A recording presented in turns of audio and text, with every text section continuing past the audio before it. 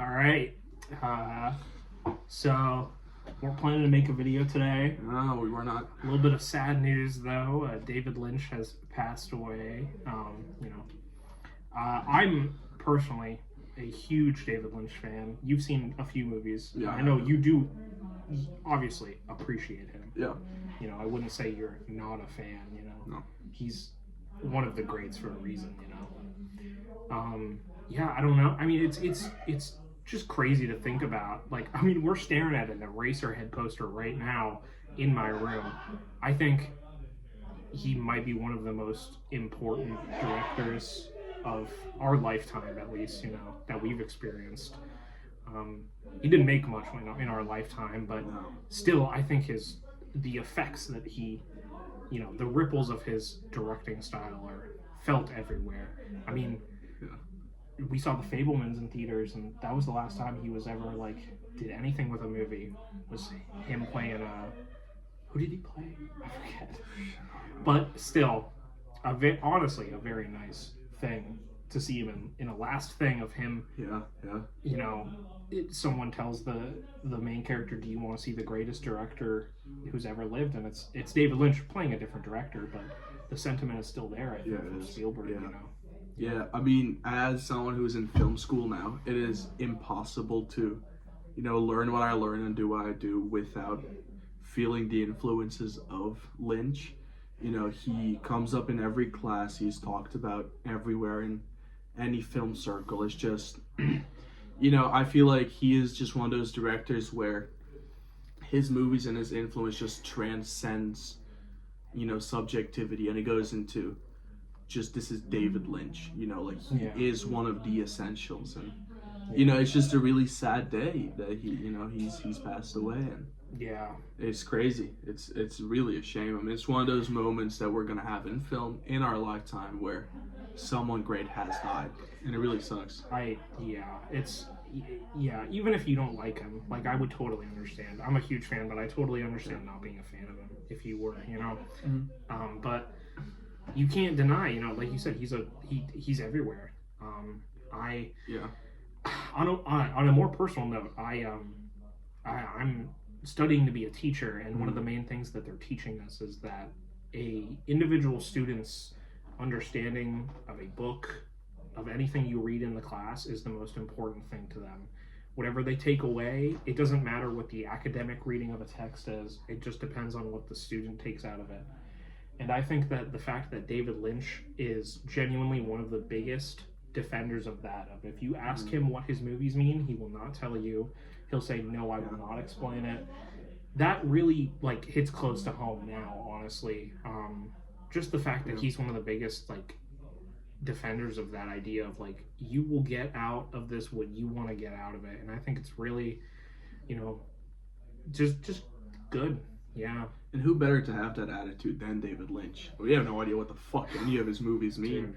Dude, but we can pull anything out. Why does Eraserhead exist? Yeah. Why did she give birth to that thing? Who the fuck knows? But, you can talk about it and think about it, and it drives a lot of discussion. And I don't know, I feel like it just, I have a lot of classmates and stuff and a lot of peers who have really been influenced by David Lynch, and he's the reason that they are in film school now. They're doing great things, and I feel like there's a whole, not even just my generation, there's many generations that have started doing film because of him. I mean, even I've done some experimental, narrative type films where, I've pulled some things from Lynch, even though I don't have as much experience with his films as you do. Mm-hmm. But I feel like it is impossible to be a filmmaker now and not be inspired by him in one way or another. Another thing I want to touch on is, you said we haven't seen much, films of his come out, but he was much more than a filmmaker too. He's just an artist. He did so much, dude. That's true. He sculpted. Yeah, he was painted. Yeah, he was a YouTuber. Oh my God. We got to see that. He did his daily weather reports on the LA weather until 2021 when he stopped for I don't remember why, but that was a highlight in the early pandemic for me, was him doing his daily weather reports. He was just like you said, even outside of his films, he's a character in his own right, Yeah. I mean, there's really few people like him. Yeah. Yeah.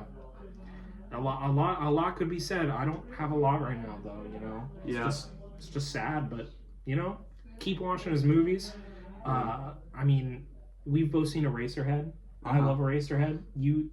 I like the Yeah. Eraserhead. Yeah. We've both seen The Elephant Man. That's a fantastic Dude, movie. that's my first Lynch movie I watched, and I was in this like, kind of shitty hotel, and Mhm. you told me to watch it, and I was like, whatever, I'm not doing anything else.